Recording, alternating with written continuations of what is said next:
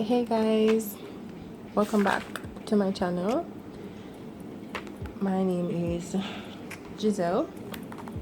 Okay, so this video is going to be my budget, so my breakdown of how I allocate money throughout the month. This should serve, this budget will be for the middle of January going into the middle of February, or I suppose the end of February, since I get paid early in January. So I'm basically budgeting for money I don't have as yet. I already did my January budget in December, so so this will be for mid-January to the end of February. Alright, so I have two methods that I generally use. This one I learned about from a YouTuber. She's Jamaican. Her name is Anna Palomino. She's an author, and I got her book, and that's how I found out about this section that I'm gonna do the breakdown here. And this other section is just from other YouTubers that I've come across over the years. So I'm gonna go through both. They're very similar when I think about it, but I still do both of them each month, and I think one is a little bit more flexible, so we'll see. All right, so the salary that I'm going to, let's zoom in a little bit. Great. So the salary that I'm going to start with is $120,000. I suppose it might be a little bit unrealistic for some persons, but I googled the average salary each month for a Jamaican person, and it was somewhere around here, maybe a little bit less than this, but this is what I'm going with. Okay, so in Anna's book, she outlined that she proposes that we should use no more than 50% of our salary for our needs, right? So I'll just put 50% here, right? And then for our wants, she has 10% and 40%. And of course, you do the breakdown of the percentages depending on your lifestyle, right? So on seeing that, I decided that I wanted to just shift it around just a little bit. So I decided that I would use 45% of my income each month for my expenses, right? And for my wants, I put 15% there, and savings would still be 40%. So 40% of 120 would be 48,000.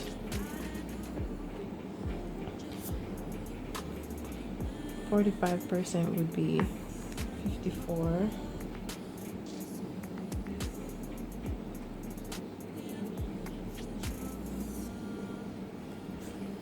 54,000, and 15% would be 18,000.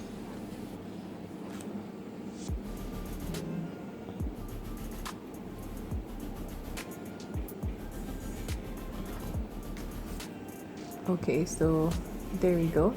So 120. Hopefully you guys can see that, right? So since I have that outlined, I'll go to my needs section and I'll do like a breakdown of my needs. So I will say things like my rent, my tuition, my cost for food, my insurance, transportation. I don't have a car, so if you have a car, I guess you can put that as like gas or something. And I have an account for, I have a business account. I don't own a business, but I figure eventually I will, so I'm just putting money towards that. And for my wants, these will be like little things that I decide I'm going to get for myself or other people. So I like fragrances, so I'll put fragrance here. I'll put gifts as the other category, and clothes and shoes. And these are not this is not the only thing that you can put on the list. So any little thing. So if it's a case that I want to buy something outside of any of these things, the money will still come from my wants, as long as it's not a need. So yeah, it will come from my wants, and I'll just probably just subtract the amount from either one of these. And for my savings, I'll do bank transfers and an investment, right? Okay, so I'll say my rent is about 15,000. Well, I should know, it should be percentages, but I'm not gonna work this out. So my rent is 15,000, let's say, and my tuition is about 15 as well. So I will have 24 left, and for insurance is $4,000. That leaves 20. My food, say it's $7,000 for food each month. My food bill month on month is pretty low. What I do is in December I buy a lot of items in bulk, so that can last me for like 6 months to a year. Yeah, so all the stuff like rice and pasta or anything like that, I buy that in bulk, so I know that I won't run out and have to go to the supermarket and buy more of that. And things like meat and fruits and vegetables and that type of thing that I use up, I know I'll use up before the month is out or by the end of the month, then those are the things that I buy month on month. So that's why my food bill would not be very high. I don't eat out a lot. There may be one time or two times throughout the month that I decide that I want to eat out, and I would take that from maybe my wants category. So yeah, here I'll put another, say I put 6 here, right? So that's 15 plus 15 plus 7 plus 4 plus 6, that leaves 47, which means I have $7,000 that I can put in my business account. Alright, so that's 54 total. And then I'll come to my wants. For this particular one, so I decided that I was going to get myself 5 fragrances this year, and I would buy them online, so they will be quoted in US dollars. So I say each of them costs like $100. I would say 100 times 5, which is 500, and say for example the exchange rate is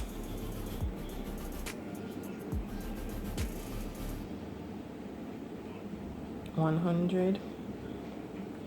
Say the exchange rate is 100, then I'll have to fork over $50,000 to get those. So what I would do is I would just divide that by the amount of months in the year. So divided by 12, and I would get $4,167, something somewhere around there, right? So each month I would put this aside, but for ease, let's just say that this is $4,000 per month that I'll put away in order to buy these fragrances. And for clothes, I will put $8,000. The wants category, I won't necessarily actually buy all of these things that I say I want. Many times I don't, but I'll just have it there just in case. If I feel like I want to buy something, I don't have to go into my savings or anything like that. So the remainder for gifts would be 6,000. All right, and for my savings, 40%. So I'll just put half of the money in my investment account, which is 24,000. I don't know much about investing. I just know that I put money in there each month and I purchase stocks. So yeah. So I would do that and then transfer these amounts to the bank. Pretty straightforward, not hard at all, and it works out fine. So that's the one for Anna, and I guess you can just do your calculations again just to ensure that everything comes back to your salary. So 15,000 plus 15 plus 7, can I put this here? 7,000 plus 4,000, 6,000, 7,000. So that's 54, which is correct, as you can see, 54. And 4,000 plus 6,000 plus 8,000, 72, 12,000 and 24,000. So 120,000. You can see that. So 120, which is good. And the thing with setting a budget is that it's really easy to set one, but following it is the hard part. So what I do with a lot of these things, so like my savings, I have standing orders on my account, so that money is transferred before it even comes into before I even get my salary. So I don't really have to worry about these as much. I'm thinking to set up some more standing orders with like my salary account, so I can probably open some different account, but I'll think about it anyway. Right, so other one now, it's pretty much the same. So for like fixed expenses, my fixed expenses would be like rent, because I know that this is the amount and it will probably be the same amount for the entire year. And school, my tuition is another fixed expense. What I did is I divided the amount for the semester by the amount of months in the semester, and I arrived at a figure. So yeah, each month I know that I need to pay this before my exams, or I will be barred from exams. I mean, that's what I do. So my rent, say it's 15, so it's pretty much the same. Tuition 15. My insurance, the thing I like about this method is that it's a little bit less static than this one. So you'll see that I'm able to, so my insurance is 70,000. I think one thing I saw people trying to achieve was to only use like half of their salary month on month for this method, which I think is really cool. I want to get to that stage where I literally only half of my salary is needed to cover my wants, needs, expenses, everything. My wants, expenses, and savings. Well, I guess I'll save the rest, but like my wants and my needs, right? So insurance, I will put my business account here because it's a set figure that I want to save each month. Right, and so my other expenses would be the expenses that might change month on month. So for example, my food expense or my food bill, it might not be the same in January, February, and March, right? So the good thing about this part, I guess I could do it in the other one, but I find it a little bit more uniform or easier over here. So yeah, so my food amount would be 7,000, and I can adjust this depending, because the percentage is not really there, and I know you can just adjust it, but it just works out a little bit better for me. So right, so my food bill might change, so I put that there. And for transportation, I work from home, I don't really go out or anything like that, so yeah, this changes each month as well. I go to the supermarket once per month or twice, usually once, and I may go have food or something, but I don't really do that. So anyway, any other expenses? No.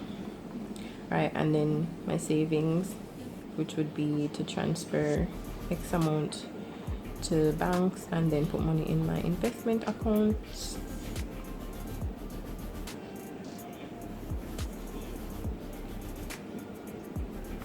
And 24.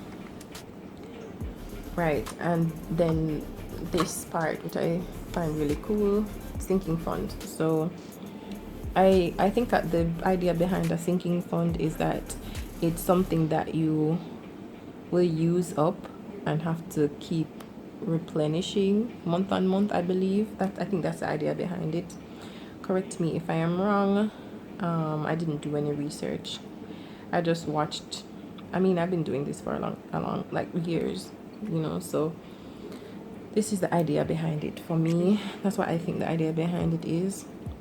So yeah, you can do your research and figure out what it is if that's not the idea. So yeah, you'll have to replenish these. So for fragrances, I use the same strategy here. So let's just say $4,000 each month. I suppose I wouldn't even put this here, but I'm putting it there because it doesn't really fall under any other category for me. And for gifts, now gifts is a really good option to put under sinking funds, because each month it's likely that someone that's born in a particular month, in each month. So you just will probably end up spending that money on a gift for them or another person. So yeah, so you'll have to keep replenishing that. And for clothes, I may buy clothes before the end of the year, I may not. So that's it. One sec. So that's pretty much it. They're about the same. I just find this one a little bit easier. As I said, I do both, but whatever. My breakdown might be a little bit unrealistic for a lot of persons because I'm a little bit of a hoarder when it comes to money. So I don't have any debt. I actually was planning to buy a car, but I ended up not doing so because I just didn't want to have to be paying back the loan each month for like 5 to 7 years. And then I have been working from home because of COVID, so it worked out in my favor. So yeah, that's really good. And I still live with my parents, which means that my rent this is not my actual salary. I just gave the average, but yeah, so my rent will be lower than a lot of persons. My tuition, I think I do get charged for paying my tuition each month, but it's a little bit more comfortable for me to do that than to pay for the entire semester. I don't know why, but that is it. So I do what works, even if they charge me an additional $1,000 or so. Yeah. So yeah, that's about it. And I guess the idea behind this is just like you really want to be saving and investing, because you don't, well, I guess I should add these figures, but it's the same figures from over here, but just to finish it up, I suppose. Yeah, I don't know, I think life is just really unpredictable sometimes, and you want to try to do your best to plan for the future. as much as possible. So that's my thing. Like, this looks wrong already.